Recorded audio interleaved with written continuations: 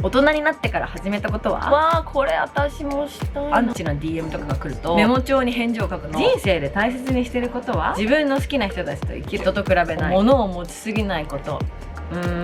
耳が痛いです。こんにちは、上野ありさです。今日はですね、この間インスタでいつも私 Q&A をやってると思うんだけど、今回はみんなに逆 Q&A って感じで、私からみんなに質問をしたの、その答えをピックアップしていろいろ紹介していきたいと思います。答えてくれた皆さんありがとうございます。で、今回は4つみんなに質問したので紹介していきたいと思います。これね、結構私が聞かれることの多い質問とか、私も聞かれた時になんだろうとかいう時に、みんなはどうって結構前の Q&A とかで聞いたりとかしたことがあった質問なんだけど、それを改めてみんなに聞いてピックアップしてみました。ちょっと私今もう夜で頭が回ってないんですけど、なのでちょっとお酒の力を借りたいと思います。コルクが入ってる白ワインを飲みながらちょっとおしゃべりみたいな感じの企画にしたいなと思います。このワインは綾乃がこの間持ってきてくれて、開けずに終わっちゃったやつを勝手に私は飲んでます。綾乃いただきます。じゃあみんなもし夜ね晩酌する方がいたら乾杯。今日も一日お疲れ様でした。なんかジュースを置いといてお酒になったみたいな甘さ。はい、では紹介します。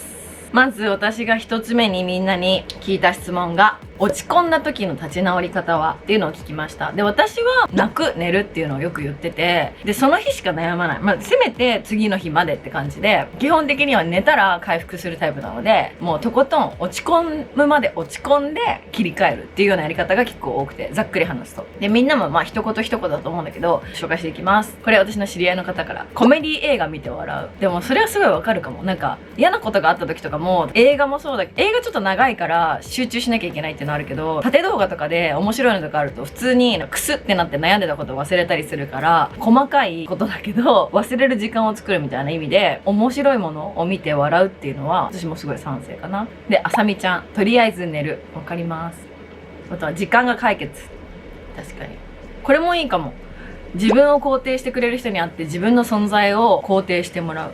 確かになんか絶対的な味方っていうか、なんだろう。悩み事とかをいつも背中を押してくれるような相手がもしいれば、そういう人に言って、褒めてもらったりとか肯定してもらって、そうだよねっていう気持ち、その確認プラス、こういう人が私にはいるからっていうような、プラスな作用を増やすというか、みたいな意味では、すごいいいかな。休む、食う、飲む。賛成。これもいいね。漫画でイケメン見ると落ち込んでたこと忘れちゃいます。このくらいが本当はね、いいよね。これ私ちょっと似てるかも。逆ギレ。落ち度は認めるけど、でもしょうがなくない？やることやったしって次に切り替える。この逆ギレはすごいポジティブな逆ギレっていうか、なんだろう、自分を肯定してるし、落ち度をちゃんと認めてるってところもすごいいいポイントなので、これは私結構、じゃあ同じ感じかも。でもどうにもなんないしみたいな。開き直りまでいかないけど、みたいなのは私も結構あるかも。あと、俺も多かった。運動する。運動って本当にメンタルヘルスにいいんだよね。だから、運動もししてない人とかは、ランニングもいいとか言うし、私やってないけど、運動はいいっていうね。もう大胆、航空券を取る。大胆ですね。お風呂でとにかくなる。涙デトックス。涙デトックスは私もやりますね。声を上げて泣くとか。だからもう泣いたしみたいな、一回切り替えようみたいな風になれるので。あと食べるもやっぱ多いな。私なんかストレス溜まるから食べるってあんまり、基本食べてるし、ムカつく食べるっていうのはあんまりないんだけど、食べるもすごい多い。やっぱ話せるなら人に話す。やっぱそうだよね。そうだから話すのはすごく大事。そういう人がいるならばね。で、自分もそういう人に、その相手に対して自分もそういう人になってあげるのもすごく大事だなと思います。書き出して気持ちの整理をします。結構やっぱ書き出す系ね、難易度が高いわけじゃないけど上級者向けだと思う。なんかすごいこれってなんかセラピーとかでも勧められてる方法で、私は書き出さなくても自分の気持ちが分かってるからあれだけど、気持ちを整理できないタイプの人とかは書き出すのすごいいいと思います。本を読むって人もすごい多いね。やっぱ本読むと集中するし、その悩みと一回離れられるプラス得られるものがあるから、無駄な時間じゃない。縦動画見て笑うよりも無駄な時間ではないし、すごいそれはいいと思う。これわかるわ。でもむずいな。ひたすら予定詰める。バタバタ動き回って忘れさせちゃいます。けどさ、いや、動いてる時は忘れんのよ。で、疲れたって家帰ってきた時に、疲れた。こんな風に悩んでるし、もう終わりだ。みたいなマインドになったりするの。だから、忙しすぎても、なんか帰ってきた時、そこから一回、こう、忙しいのが、プツって終わった時に飲み込まれちゃうかも。やっぱ寝る、泣く、食べるがめっちゃ多いね。あとジムに行くとか運動する。やっぱさ、これだけの人がさ、これ同じようなことを言うってことは効果があるってことだよね。みんな自分なりの自分の機嫌の取り方というか、自分との向き合い方だったりとか、立て直し方を経験してきて、これが効くんだと思ったからそれをやるようになったわけじゃん。自分にはこれが合うなとか、合う人が多いものだよね。これはすごい素晴らしい関係。お母さんに話す。やっぱりお母さんが一番の味方だし、話すとお母さんってすごいなって思う。すごい。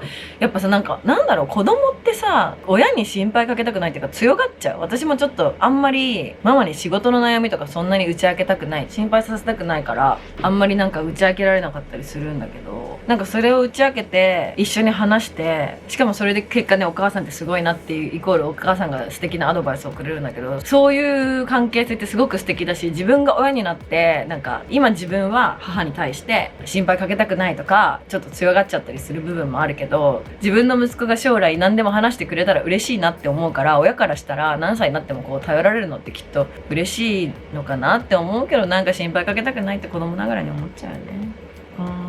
メモ帳に思ってることを書いてスッキリしたら恋愛漫画を読む。私は iPhone のメモを前も話したかもしれないけど使うことが多くて、なんか批判的なコメントとか、それはなんか悩み事とかっていうより批判的なコメントとかアンチな DM とかが来るとメモ帳に返事を書くの。ブワーって殴り書きで、私には正しいこの自分の切り札っていうかさ、こうだからこうですっていう自分の意思があってそれをやってるから、そうじゃない場合はごめんなさいって思うけど、そう大体私もはーってなるからそれをiPhone のメモに書いて、私はこれをいつでもコピペで送信できるみたいな、そういう気持ちでいると、すっきりしたってなってもそれでスパッて忘れられるので、メモに書いたりとかをするかもしれない。一回ちょっとなんか食べる、寝る、酒飲む、運動する以外でちょっと探してみますね。でもこれマジで極論っていうか、もうほんとその通りと思うのが、何もせず時間とともに忘れ去っていきます。笑いって。それめっちゃわかるな。結局だから心に余裕があって生活が多分この人のライフスタイルっていうか人生が忙しいから、考える暇もなく、気づいたら時間とともに忘れてくわっていうことだと思うんだけど、それって一番なんか模範的っていうか、もちろんなんか自分が悪かった場合はその悩みにもよるけど、落ち込んだりする内容が自分が原因があったらそこはもちろん受け入れる、飲み込む。だけどそれ以外の変わらない事実に関してはもがかずに、もうただ自分の生活を淡々と送ってったら、そのうち時間とともに忘れていくってこと。だからそれは本当にマジでその通りだなと思ってて、結局一生と拭えない悩みってなくない？みんなどうだろう？私はないかも。落ち込むってさ、結構瞬発的なことじゃん。ずーっと何かに落ち込むっていうより、日常生活の中で何かこう起こる小さな出来事に、小さなっていうのは人生レベルで見た時の小さな出来事に落ち込むと思うから、私は結構そうかもしれないですね。そんな感じかな。やっぱ意外とみんな同じ感じだったね。なんか細かい回答とかはあるけど、基本的にそんな感じで、80年後覚えてる？覚えてない。まさにそういうことだと思います。なのでもしね、今ね落ち込んだりなんか悩み事がある方とかは、自分の人生80年100年のところで見た時にすごいちっちゃいことだから、何か自分がアクションを起こして変えられることだったらまた別だけど、変えられないことに関してはもうそこをね思っててもしょうがないので、だったら違うことした方がもう絶対的に、それ頭では分かってるけど悩んじゃうよね。だけどなんかみんないろんなこういう風にねこう見てって、みんないろんな解決策を自分なりに編み出して向き合ってるんだなっていう風に思ってもらえたらいいかなと思います。私テンション低すぎ？今日ちょっとダメだよね。最近疲れがすごくて大変。はい、じゃあ次。大人になってから始めたことは？知り合いの人がね、哲学の勉強。素晴らしい。私も哲学大好きなので、本は読むけど勉強はしたことないから、勉強すごいな。今はちょっと勉強する余裕はないけど、すごいなと思います。あと私のネイルやってくれてるキャベツさん、バイオリンだってすごい。わー、これ私もしたいな。大人になったから始めたことは早起きだって。かっこよ。いや、私はもう息子ができてもやっぱ朝はね弱いですね。これが保育園とか通うようになったらさ、学校とか始まったらもうしょうがないから起きなきゃいけないんだけど、今は朝寝は一緒に朝寝するしみたいな、できるだけ寝たいっていう感じなので早起きね。わかる。早起きした時って本当に気持ちがいいの。それを分かってるんだけど、なんで朝になったベッドの中の私はそれを気づけないっていうか、そこよりも今ここにいる幸せみたいになっちゃうんだろうって感じなんだけど、早起きはそうだね、すごく素晴らしいですね。めっちゃ素敵なんだけど、暇な時に親に電話すること、反抗期ひどかった昔の私には考えられない。いや、素敵だ。大人になってから始めたことで、暇な時に親に電話するっていうのはすごく素晴らしいし、親御さんも反抗期があったから、なおさら嬉しいんじゃない？今。ね。素晴らしいと思います。親との旅行、いいね。大人になった頃こそできるね。へえ、一人飲み。いろんな方と交流できました。一人の方がお互いに話しかけやすいのかも。私、これはできないな、まだ。一人でご飯じゃないんだもんね。飲みに行くんだもんね。それはやったことないな。一人で飲んでる人めっちゃいるじゃん。しかも自分がさ、バーとかに行ってさ、一人で来てる人全く気になんないのに、なんで自分になるとみんなに気にされちゃうって思っちゃうんだろうみたいな。私なんかそもそも一人で行きたいともそもそもは、今は思わないんだけど、だから一人で来る人やっぱ多いから、それでそうやって交流が広がっていく。それ素敵だね。なんかナチュラルな出会いだしさ、自分が知り得ない界隈の人とかとも会えるだろうし、面白そう。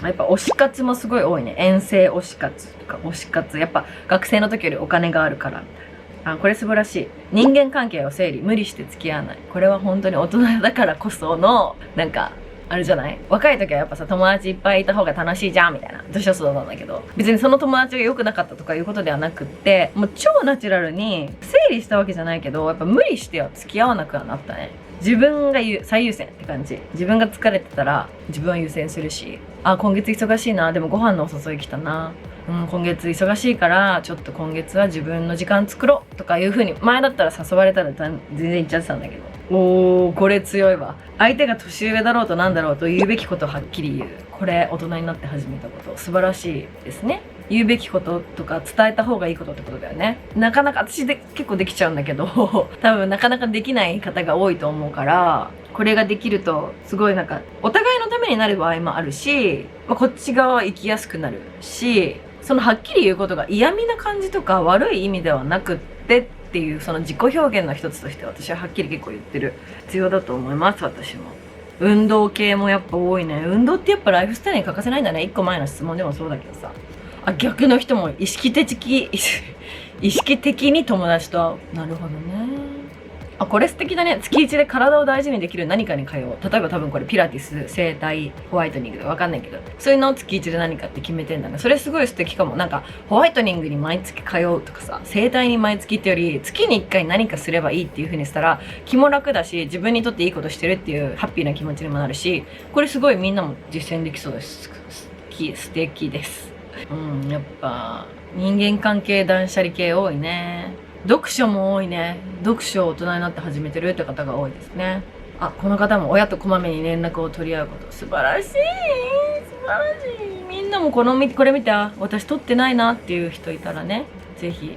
もうみんな結構やってる人多いから、お母さん絶対いろんな家庭があるから、一概には言えないけど、ほぼほぼ 99% みんなお母さん嬉しいと思うので、連絡してみてください。知らない人がいればにたくさん行くこと。私はこれ逆に20代のうちにやりきった感あるから、今はしてないけど、20代の時にやって本当に良かったなって思うことだから、私は人好きだった。人好きだ。どっちだろう。今は正直自分がどっちなのかわからないんだけど、20代の時は本当に人好きだったから、いろんな人と知り合うことがすっごく楽しかったし、いろんな人と会って遊んで、会話をして、こんなこと考えてるんだ、こうなんだっていういろんな人といるのがすごく楽しかったから、それができて本当に良かったなって思うから、人の経験も自分が経験したわけでも自分のものになるわけでもないけど、吸収ができるから、いろんな人の話を聞くのってすごく大事なことだし、いろんな人と出会って、こういう考えの人もいるんだ、こういうパターンの人もいるんだとかいうのも、別にそんな分析してるわけじゃないけど、そういうのが勝手に身につくから、知らない人がいる場に行ったり、いろんな人と出会うことを私は本当にね、やっておくべきだなと思います。おもろい。8割くらいの力で生きること。すごいわ。そっか、私10割で生きたいな、いけるまで。でもそれって何をもとにさ、何が10割なのかって人のそれも尺度っていうかさ、人によるじゃん。私の10割が人にとっての6割かもしれないし、人にとっての15割かもしれないし、だからこの方の8割も、どの程度の8割なのかもわかんないけど、すごい、でも自分で思う8割でしょ。8割で生きたら私多分病んじゃうかもしれないな。私って何もしてないみたいになっちゃう気がするんだよね、8割でも。でもすごいいいと思う。なんだ、肩の力を抜いて生きることができてるってことだもんね。あとやっぱ早寝早起き多いね。すごい。あとカメラ始めた人も多いね。かわいい。まだ21の学生だけど、苦手な食べ物もちゃんと食べるようにして大人になるのに備えてます。食べれないと恥ずかしいかなと思って、めっちゃ可愛いんだけど。そうだよね、やっぱ。でも、これは私だけかもしれないけど、マジで食べれるようになってくるから、私嫌いな食べ物ないの今。パクチーだけなんだけど、確かに大人になっても好き嫌い多い人いるね。大変だよね、なんか。生きづらいじゃん。ご飯とか会食とか行ってもさ、残すのも申し訳ないとか、苦手なものとかいっぱい言うのも恥ずかしいとかもあるかもしれないし、食べれるに越したことはないけど、私も嫌いな食べ物結構あったの。むしろ、いつからだろう野菜食べれるようになったの。マジ野菜食べれない人で、野菜が嫌いだったんだけど、キュウリとレタスとトマト以外食べられなかったんだけど、いつの間にか野菜ばっかり大好きで、今なんて野菜か肉か選べるなら野菜食べたいみたいな、大人になるとともにそれ自然となっていく気がする。21歳の時とかパンケーキとかしか食べてなかったよ、多分。だから全然今それ頑張ってるのはすごい可愛いことだし素敵なことなので、徐々にね、食べれるものも増えていくと思うし、食べたことないジャンルのご飯とかもどんどん大人になるにつれていろんな食べ物を食べるようになってくると思うから、そういうので、これいけるかもってなるかもしれないので、ぜひ美味しく食べてください。何の話はい、そんな感じかな。じゃあ次に行きたいと思います。これね、私が聞きたかったことなんです。みんなの節約術伺いました。これ私のお友達、もっと仕事をする。でも間違ってないわ。フリーランスとか固定給じゃないからこそのあれだけど、もっと仕事をすればそれが節約になる。間違いない。だって仕事してる間お金使わないし、むしろお金が入ってくるわけだからね。私のこれ名前伏せておきます。たまにパーッと使って口座から一気にお金を減らして緊張感を感じながら生きていく。いや、私絶対嫌だ、それ。残高が少なくなると心に余裕がなくなる。やばいやばいやばい、仕事しなきゃってなっちゃうから、私逆にそれ余裕なくなっちゃうかもしれない。あとね、ポイントクーポン系はみんなめっちゃ多い。あと、これ受ける。極力めんどくさがる。買いに行くのめんどくさいな精神は家計を救う。これでもめっちゃわかる。でも、ウーバーとかもあるからね。で、私の場合はウーバーとかで選んでたらもう一周しちゃって、もう選ぶのめんどくさとかで食べなかったりもするから、めんどくさがる確かにあるから。毎月予算を決めてお金を使う。あとね、めっちゃ多かったのがマイボトル。これは私もそうだわ。なんか環境のためでももちろんあるんだけど、あとお水買うのとか普通にもったいないって思っちゃう。もうどうしても、例えば今日マイボトル忘れちゃったとか、ちょっと出るはずだったのにすごい長い外出になった、飲み物ないってなった時は、買うけど、水は全然マイボトルで入れて家から行ったらさ、冷たくて美味しいし、私はマイボトルエコバッグはちょっとの節約だけど、それはすごい昔からやってるかな。安いからとたくさん無駄に買わない。これは間違いない。なるほどね。お腹いっぱいに満たしてからスーパーへ行く。これ結構マイルズもやってる。マイルズなんかお腹満たしてからじゃないとコストコ行く時とかいっぱい買っちゃうから。へえ、電気代安い時間に洗濯や食洗機回す。23時以降だって。へえ。財布を持たないってあるけどさ、でもさ、携帯で今全部決済できちゃうじゃん、大体。あと自炊もやっぱり多いね。やっぱさ、私とかなんか自炊すると毎日じゃなくなっちゃうからかな。毎日自炊続くと確かに節約になってるなって思うけど、一人とかさ、マイルスと二人とかだと結局自炊の方が高くつ、そんなこともないのかな。どうなんだろう。お店とかにもよるのか。そうだよね。1週間に1回スーパー行って1週間それで献立作れたらそれは節約になるよね。歩ける距離なら電車乗らずに歩くっていう人もすごい多いです。あと家から出ないって人めっちゃ多い。でもね、家から出なくてもね、ネットショッピングしちゃうんですよ。なるほど。これ2万円収入を上げるより2万円支出を減らす方が簡単だという考えを持つことです。2万円お給料を上げるよりも2万円を使わない、その出ていくものを減らすっていうことの方が簡単だよっていう風に根本的な考えとして持つこと。やばいの来ました。大抵時間経って自分では食べない白米とか旦那に食べさせてる。それ節約なの。気づかないだろうね、旦那さん。あとやっぱポイントだね、みんな。ポイント、自炊、なるべく歩く、マイボトル、エコバッグ。でもやっぱさ、なんか私、もっといろんなのが変な意味じゃなくて出てくるのかなと思ったら、やっぱみんな同じようなことをやって、この今3問聞いててさ、結局なんかみんな、同じような何択かの中で何個かの候補の中から自分に合うものを見つけたりとか、自分のライフスタイルに合うものをこう選んでるのかなっていう風に感じるかな。使わない線は抜く、コンセントは抜くんだって。これ面白い。スーパー行った時にカートを使わずにカゴで持てるだけで購入する。これすごいわ。島に移住。目の前に物がないだけで物欲が消えて出費が一気に減った。樽を知るを実感したってこと。確かにね、わかる。私もだからさ、島とか遊びに行くとさ、もう化粧しなくていいや、おしゃれしなくていいやっていう気持ちになってさ、今を、もうこの、なんつうの、自然を楽しもうみたいな感じになるから、それが日常になってるとね、そもそも必要ないものよ。新しい化粧品もいらないし、とかいう風になるし。迷ったら買わない。ときめかないものは買わない。欲しいものがあるときは、まずメルカリで探す。これも素晴らしいですね。私メルカリバンされてるって言ったっけ？私メルカリバンされてんの？ありえないでしょ。メルカリのね、お仕事をね、昔したんですよ。で、メルカリライブのコラボみたいなのやって、私オフィシャルアカウント持ってたの、メルカリの。で、そもそもそのアカウントに入れなくなっちゃって、自分の個人アカウントを自分の電話番号で作ったら、前のオフィシャルで作ってたアカウントでもう登録されてたからなのか、2人いますみたいになって、なんかバンされちゃって。だから、なんか欲しいものある時とか、アシスタントに頼んだりして、ね、これ買って、みたいな。見れるは見れるから、これ買って、とか言って、買ってもらって、ペイペイで払って、みたいな風にしてる。バンされてんの。ショック。けど、あとね、節約できませんとか、節約してませんっていうコメントも結構多くて、できない、あるだけ使うって人。なんかでも節約ってさ、はい、じゃあ節約何してますかって言われた時にさ、このポイ活とか自炊とかそういう、この今みんなが答えてくれてるような大きな枠があってもさ、絶対それ以外もしてるじゃん。私もそうなの。なんか細かいことでしてるんだけど、それを今じゃあいきなり聞かれたら出てこなくないっていう、わかるかな？そのなんかさ、難しいよね。あとコンビニ行かない人めっちゃ多いわ。あとサブスクの見直し。強制的に引き落とされる方法で貯金するだって。あとお弁当を作ってる人もやっぱり多いですね。そんな感じかな。まだまだね、いっぱいあるんだけど、似てるようなね、答えが多いかな。はい、そんな感じで、次で最後の質問です。最後の質問は、人生で大切にしてることは？っていうのを聞きました。自分の好きな人たちと生きる。間違いない。愛。間違いない。バカンス。間違いない。スマイル。間違いない。感謝すること。ときめき。いい言葉を使うこと。素晴らしい。これすっごく大事。また私、陰謀論チックになっちゃうので、発言は控えますが。いい言葉を使うことはすごく大切なことです。大切な人を大切にすること。そうだよね。大切にするっていうのは行動しないとできないことなので、大切な人がいても、それだけじゃなくて大切にするという行動をね、皆さんも取るように心がけましょう。私も心がけます。待って人生で大事にしてることはって聞いたじゃん。面白い方がいます。子供の昼寝時間長くすることめっちゃウケる。わかります。夜になると寂しいんだけどね、なるべく長く寝てくれたらラッキーって思うの不思議なんだよね。